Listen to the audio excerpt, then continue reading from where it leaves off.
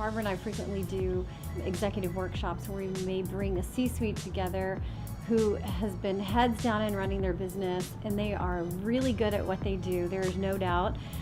But sometimes things change on the outside, and they may be small changes, and then they just kind of keep snowballing and snowballing. I heard a man who leads one of the largest fast food companies in the United States say one day, when external pressures exceed the rate of internal change, you have disaster.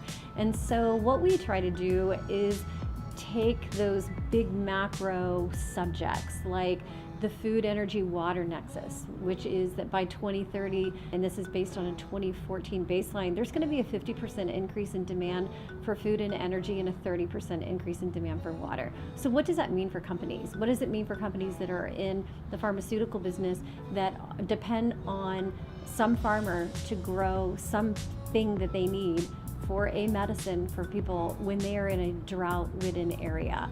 And there are companies that are taking that on.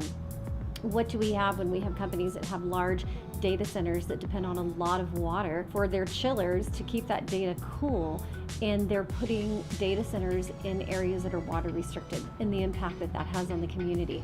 So we try to start with the really big picture and then bring it down to what the real impact is. What are those relevant impacts on the company that we are working with? What are their investors looking for? I'm a level 2 candidate for the Sustainability Accounting Standards Board. So that means that we understand how and what investors are looking for and how those metrics play into their financial analysis.